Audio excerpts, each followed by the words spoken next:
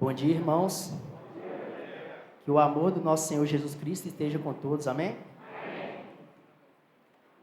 Vamos abrir nossas Bíblias no livro de João, capítulo 10, dos versículos 14 ao 15.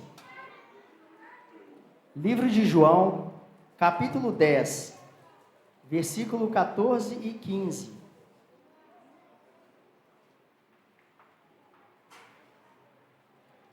A palavra de Deus diz assim: Eu sou o bom pastor, conheço as minhas ovelhas, e elas me conhecem a mim. Assim como o Pai me conhece a mim, eu conheço o Pai, e dou a minha vida pelas ovelhas. Palavra do Senhor.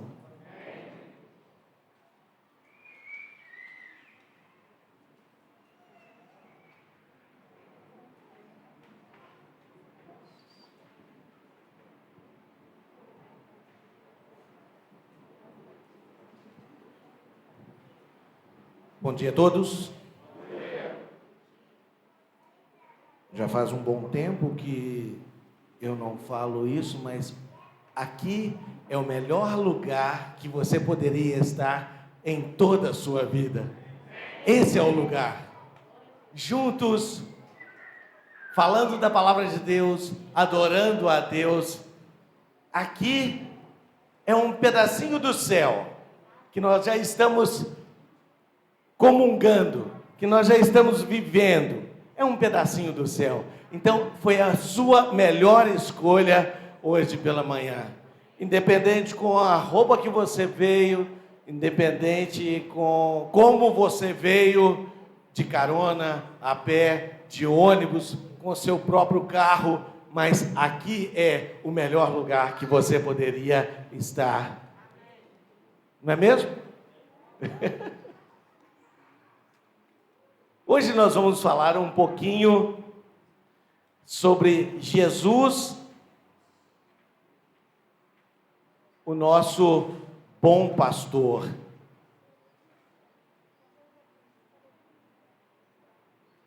Não deixe que esse título de Cristo, ele possa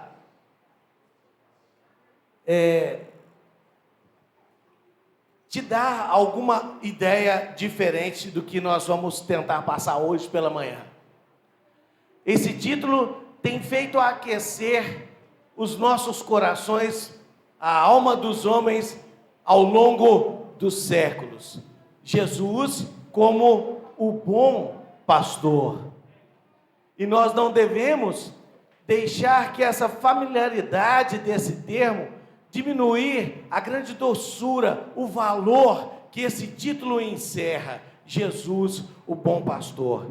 A gente já falou aqui várias vezes, e é bom que a gente possa repetir para que você possa entender realmente. Às vezes nós cristãos, nós temos a mania de falarmos algumas palavras, e muitas vezes a gente nem entende direito qual o significado da palavra, mas a gente acha bonito, né? Santificação, palavra bonita, né? Então, o que significa santificação, né?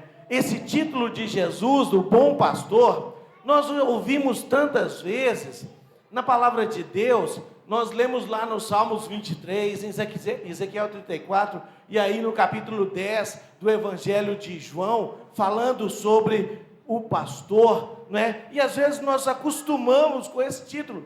Às vezes nós já acostumamos com essa fala, e às vezes nós não entendemos, às vezes nós deixamos passar de liso a importância de Jesus ser o nosso bom pastor. Jesus, ele proferiu essas palavras que estão registradas aí no capítulo 10 do Evangelho de João, não é? Enquanto ele estava em Jerusalém para a festa dos tabernáculos. E esse discurso está intimamente ligado à expulsão do templo, lá no capítulo 9 de João, no Evangelho de João, capítulo 9, pelos fariseus, do cego que foi curado lá no tanque de Siloé. Se vocês lerem o capítulo 9 do Evangelho de João, no comecinho do capítulo 9, vocês vão ver lá um grande milagre que Jesus faz. Ele volta à visão de um homem cego de nascença, não é? E aí, se você continua lendo o capítulo 9, você vai perceber que os fariseus chamaram aquele homem, que aquele homem queria continuar cultuando a Deus, né, glorificando a Jesus. Só que os fariseus, sempre querendo pegar Jesus, né, por algum detalhe, tentando achar um erro, um pecado na vida de Jesus, não é? Eles falaram: por que é que Jesus voltou à sua visão no dia de sábado? Olha para vocês verem. Os fariseus queriam, porque queriam pegar Jesus de qualquer forma. Então, milagre não pode acontecer no dia de sábado, porque para os fariseus, para os judeus naquela época, tradicionalíssimos, não podia fazer absolutamente nada durante o sábado. E era pecado fazer milagre. Aquele homem foi curado da cegueira, que era uma cegueira de nascença. Ele nunca havia visto, ele nunca tinha enxergado na vida. E Jesus recuperou a sua visão, um milagre maravilhoso, fantástico do nosso mestre Jesus, do nosso bom pastor Jesus. Mas aqueles homens estavam querendo pegar Jesus. E eles falaram com aquele cego: olha, não foi assim que aconteceu? Jesus não curou você, não foi no sábado? E aquele homem falou: olha, eu não sei o que ele fez, mas ele me curou. Ele me curou. Eu era cego e ele voltou. E aí, não satisfeito com isso, os fariseus chamaram os pais desse homem lá no templo e falaram: mas não é assim mesmo? E os pais desse homem falaram assim: não, ele já é bem velhinho. Obrigado, meu bem. Muito obrigado.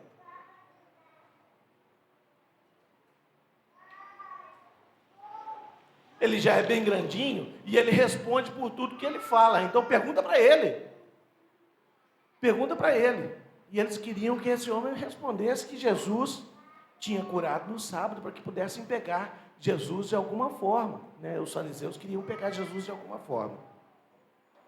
E nesse bololô todo dessa história, né, existiam também aquelas pessoas, os verdadeiros filhos de Deus, que estavam insatisfeitos com essas autoridades judaicas, com os fariseus, os saduceus, toda mais aquela casta de pessoas, né, que queriam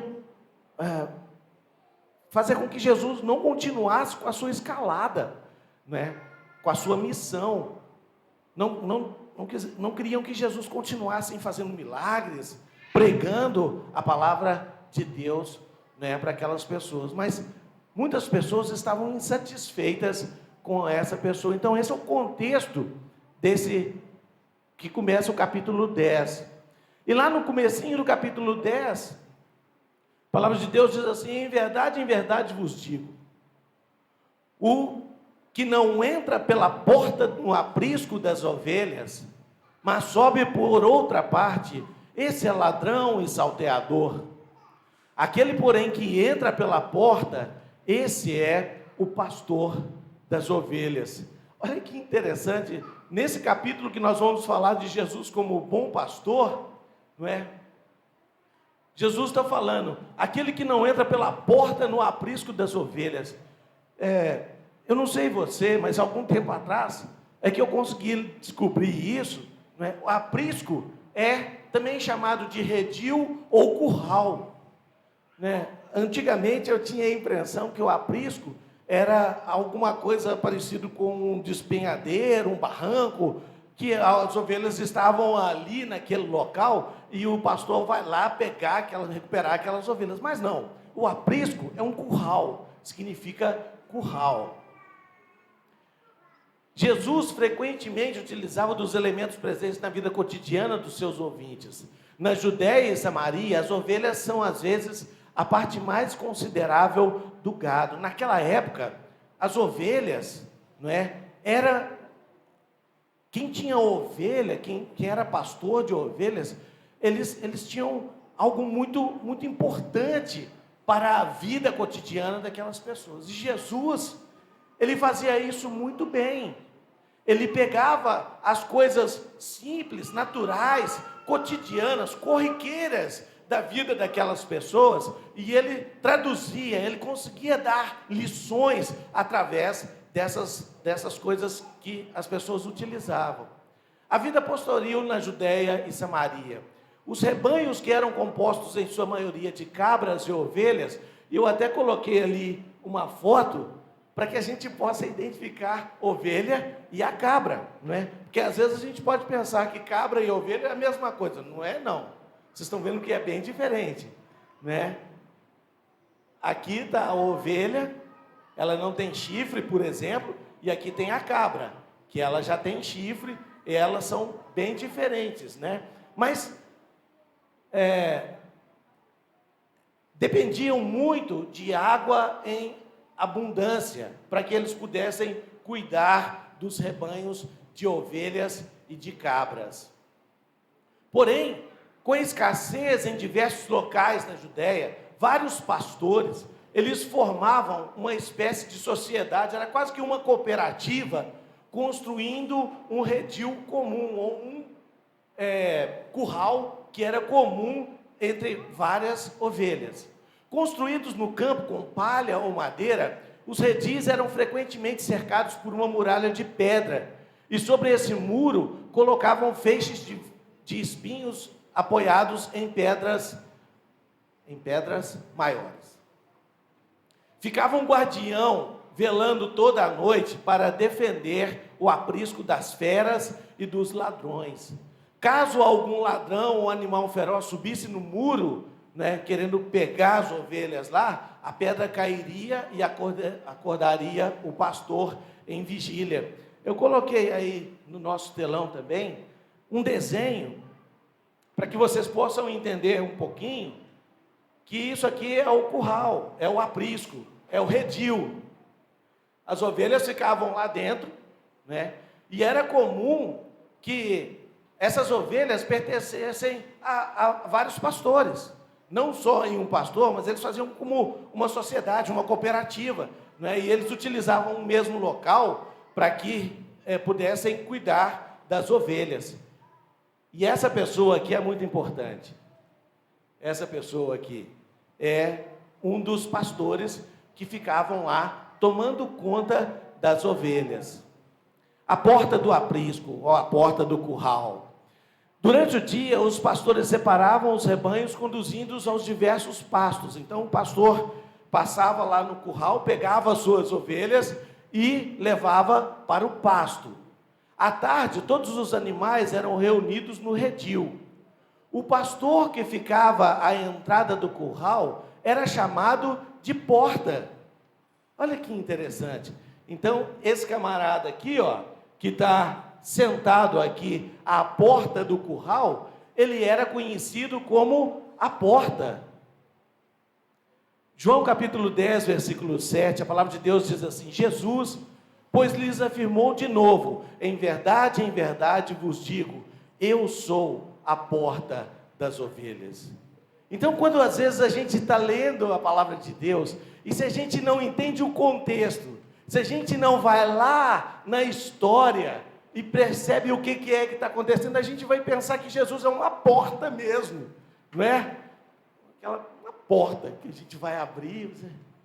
Mas a porta, na verdade, era um pastor que ficava na frente do curral tomando conta das ovelhas. Olha que interessante. Então, Jesus, ele fala que ele é a porta das ovelhas. Essa primeira parte do capítulo 10, ele se compara a essa porta, Jesus. Dar nome às ovelhas era uma prática antiga. Se um redil estivesse as ovelhas de 3 pastores, por exemplo, diferentes, e um deles pertencessem 50 ovelhas, somente as 50 atenderiam a sua voz. Eu não sei se tem muita gente aqui que é do interior, que já esteve no interior, num curral, por exemplo.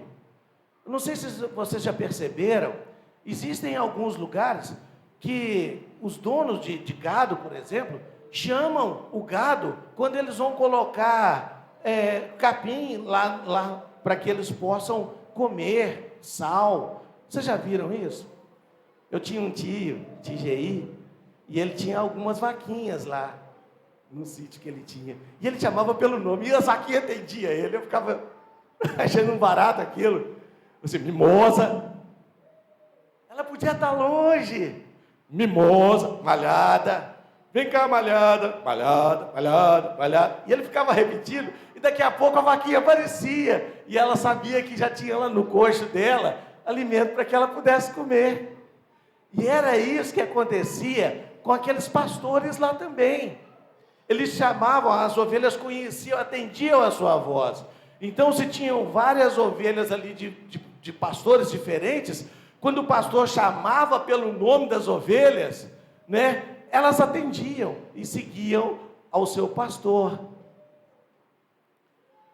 João capítulo 10, versículo 3 e 4, a palavra de Deus diz assim: para este o porteiro abre, as ovelhas ouvem a sua voz, ele chama pelo nome as suas próprias ovelhas e as conduz para fora.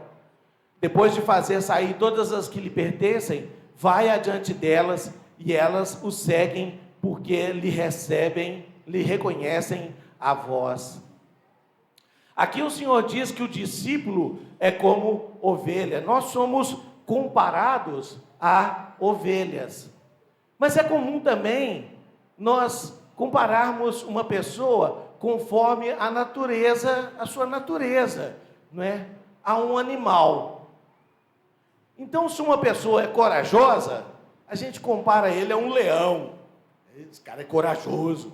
Esse cara a coragem de um leão, né? A gente compara isso, um corajoso ao leão. Um robusto, cara forte, né? Bombado, cara musculoso, a um touro, a um boi.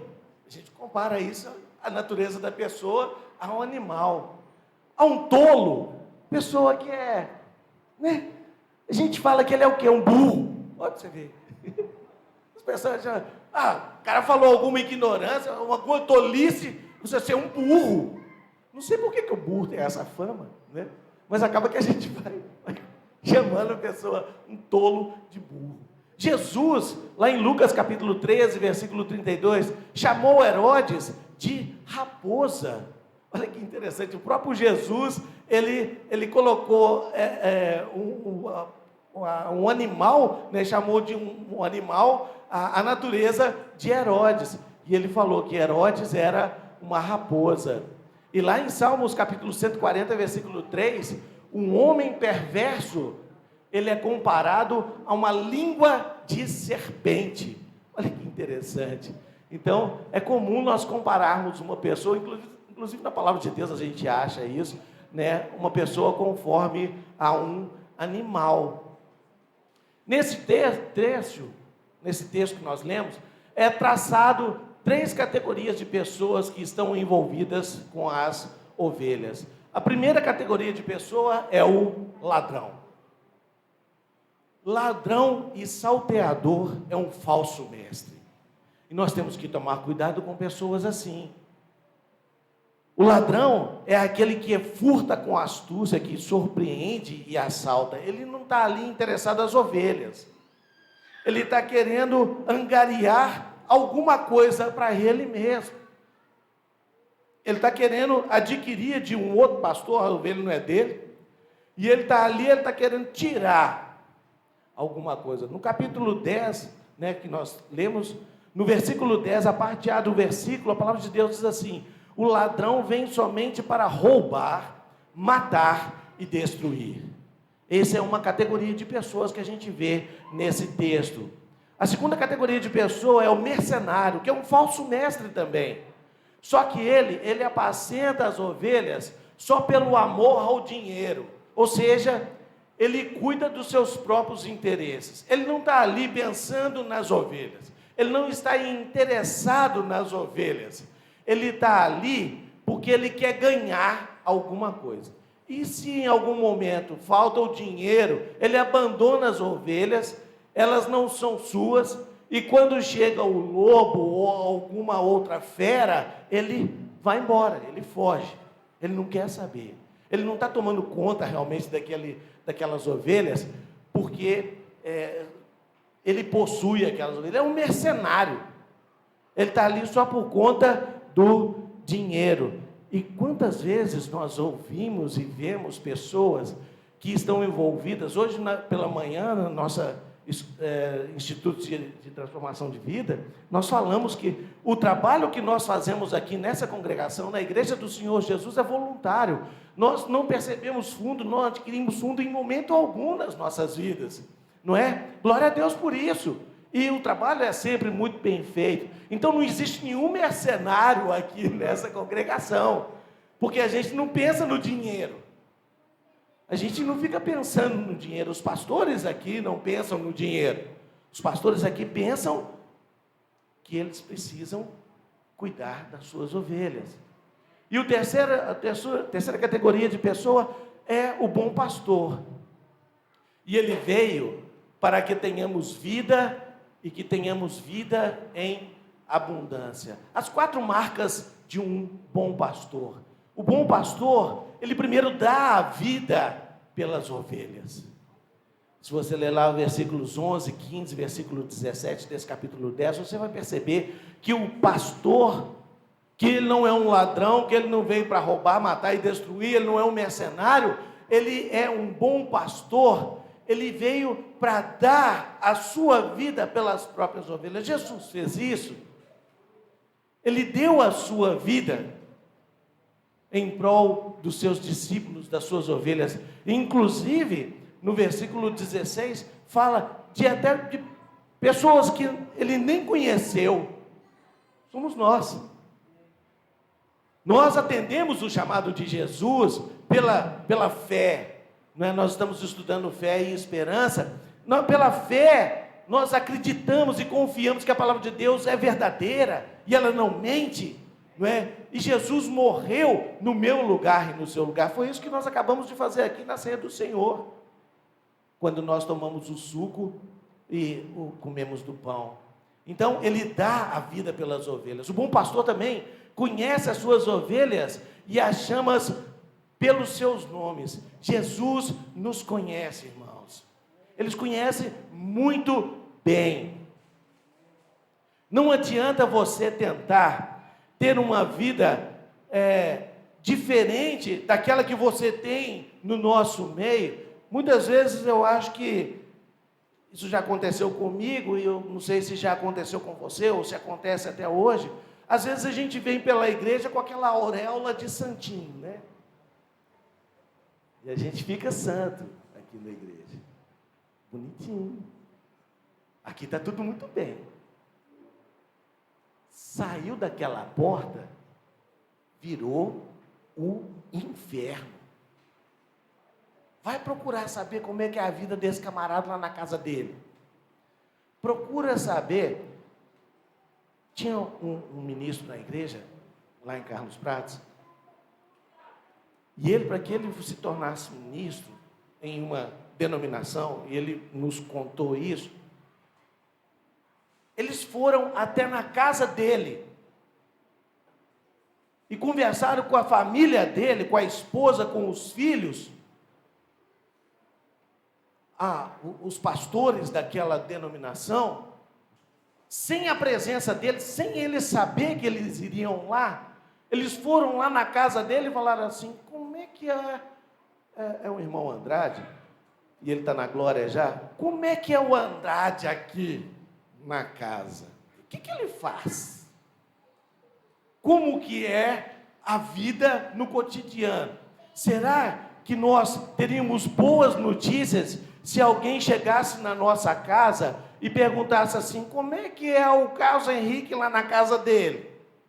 Ele é bravão, fala muito, ele grita, ele bate, chuta os cachorros. Como é que é? Como que seria a nossa vida se alguém chegasse para pesquisar isso dentro da sua casa? Não fala para mim não, deixa essa resposta entre você e Deus. Mas o bom pastor, ele conhece as suas ovelhas e as chama pelos seu nome. Então Jesus conhece muito bem cada um de nós. E ele também vai adiante. Ele conduz o seu rebanho pelo exemplo. E é assim que nós devemos ser também. Os guias dessa igreja aqui, os pastores dessa igreja, nós temos que imitá-los. 1 Coríntios capítulo 11, versículo 11, Paulo fala assim: sede meus imitadores, como eu também sou de Cristo. E nós temos que ter pessoas aqui que nós devemos imitá-las, que nós devemos segui-las. Bons pastores que vão adiante. Os pastores são aqueles que dão um exemplo. E nós seguimos o seu exemplo. Não é aquele que chega aqui, ô André, levanta aí, vai lá buscar uma água para mim. Ô Sandy, o que é isso? Olha, esse som tá uma porcaria, não tá bom nada, levanta aí, faz alguma coisa. Não é esse. O pastor, bom pastor, é aquele que nós seguimos pelo exemplo. Os nossos guias, todos os nossos guias, na sua casa, você é o cabeça do lar. A sua família segue o seu exemplo. A sua família te conhece melhor do que eu conheço, do que qualquer pessoa conhece. Como tem sido o seu exemplo dentro do seu lar? Será que a gente pode falar, sede os meus imitadores, como eu também sou de Cristo? A quarta marca de um bom pastor, ele guarda as suas ovelhas. Não é como um mercenário que chega uma fera, um lobo e ele vai embora, porque aquilo não pertence a ele. Ele guarda as ovelhas. Ele guarda. Por isso que Jesus, ele fala que ele é a porta do aprisco, porque ele está guardando as suas ovelhas. Ele está na frente do curral, do redil, do aprisco. Ele está lá, ele cuida das ovelhas. E ele não deixa que mal nenhum aconteça com as suas ovelhas.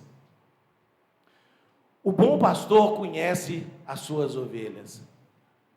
O bom pastor conhece as suas ovelhas e delas é conhecido, ou seja, há uma comunhão entre Jesus e seus servos, semelhante à comunhão entre pai e seus filhos. A passagem que o Mateus leu para a gente, João 10, 14, 15, a palavra de Deus fala assim: eu sou o bom pastor, conheço as minhas ovelhas e elas me conhecem a mim, assim como o Pai me conhece a mim, eu o conheço, o Pai, e dou a minha vida pelas ovelhas. Jesus diz que conhece o coração do Pai, e o Pai conhece o coração de Jesus. Gostaria de fazer duas perguntas para vocês. A primeira, você conhece o coração do Pai? Hoje de manhã, inclusive, a Sabrina nos deu um testemunho, uma informação logo no finalzinho do nosso instituto, e ela estava falando que nós precisamos conhecer a Deus. Você conhece a Deus? Você conhece o coração do seu Pai? E, filhos,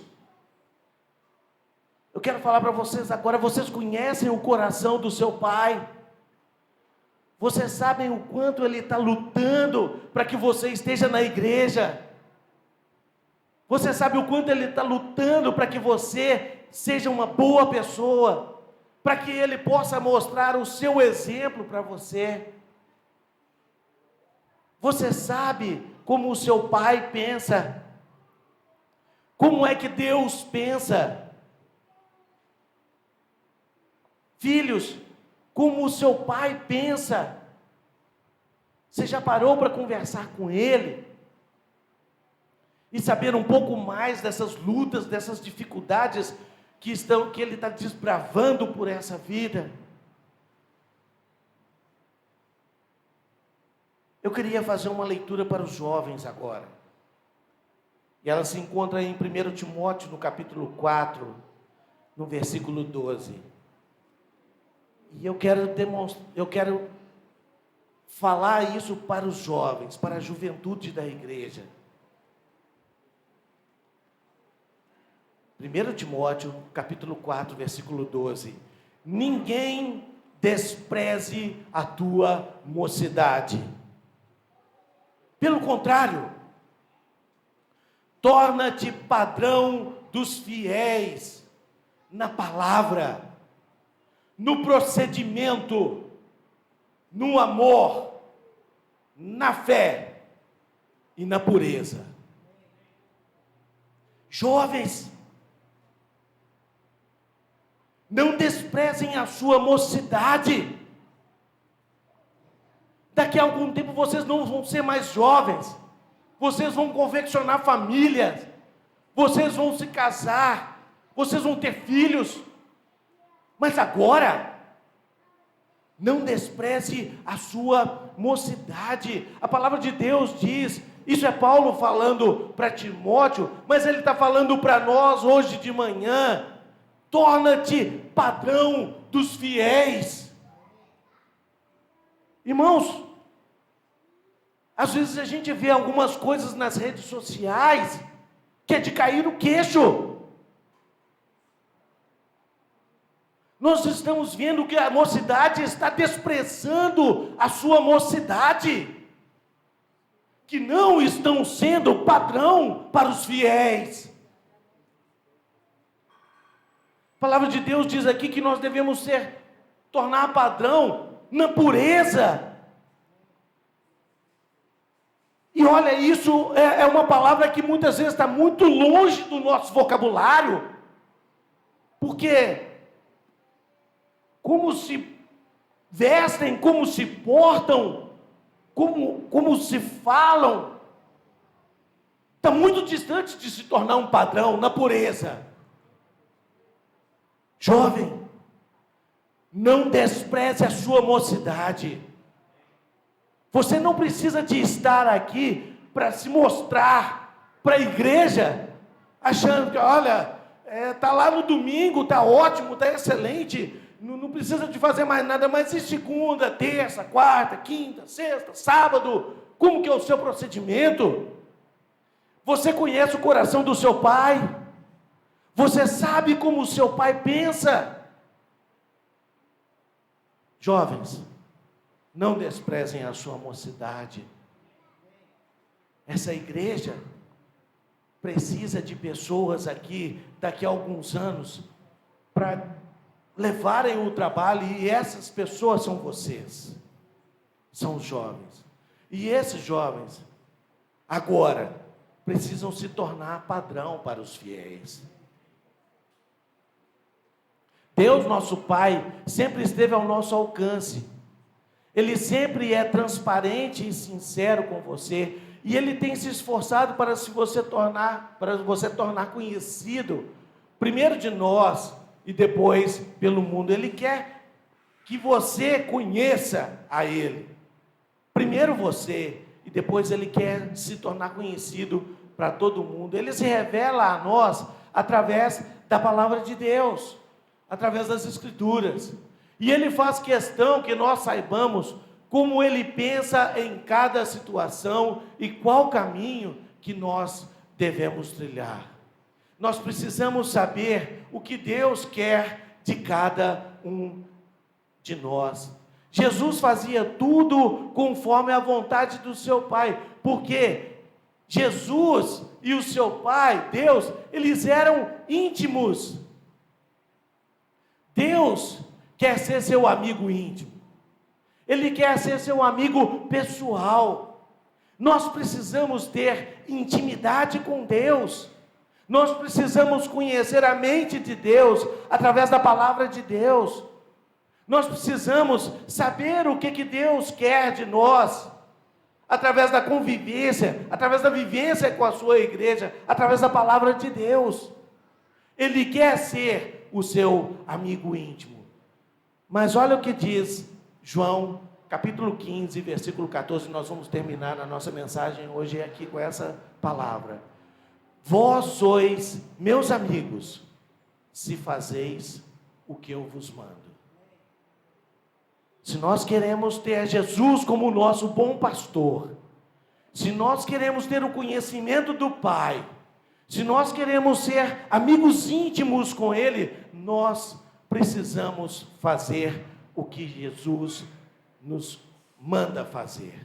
Nós precisamos obedecê-lo para que a gente possa se tornar um grande amigo, um amigo íntimo de Jesus e do Pai. Eu gostaria que você pudesse ficar de pé. Nós vamos encerrar agora com uma oração. E logo após você se assente novamente, não vai embora não, que eu quero passar a palavra ao nosso pastor Baltazar. Ok? Incline a sua cabeça. Oremos. Pai, graças nós te damos através do seu Filho Jesus, porque nós entendemos hoje que Ele é realmente o nosso grande pastor, o nosso bom pastor. Que possamos sim ser as suas ovelhas, ó Pai. Que possamos segui-lo através das suas palavras, Senhor. Que Ele possa nos conduzir de vitória em vitória nessa vida, ó Pai. Nós sabemos, ó Deus, que precisamos melhorar muito. Nós precisamos aprender muito através da sua Santa Escritura, ó Pai. E para isso nós te pedimos a sua misericórdia, ó Pai. Nós te pedimos que o Senhor possa nos preparar dia a dia, Senhor, para que possamos entender a sua palavra através das Escrituras e através do seu Santo Espírito, ó Pai. Que Ele possa nos preencher, Senhor. Que Ele possa nos conduzir, ó Pai, para que realmente nós possamos ter uma intimidade muito grande contigo. Para que nós possamos conhecer a sua mente, ó Pai, e perceber o que o Senhor quer para as nossas vidas, para a vida dessa comunidade de cristãos que se reúne aqui no Alípio de Melo, ó Pai. Que o Senhor possa nos abençoar ao longo desse dia, que o Senhor possa abençoar a essa parcela da sua igreja que reúne aqui, durante todo o restante dessa semana, ó Pai, para que nós possamos testemunhar o nome de Jesus, o nosso bom pastor, em qualquer lugar onde nós estivermos. Em nome de Jesus nós te oramos. Amém, Senhor. Pode se sentar.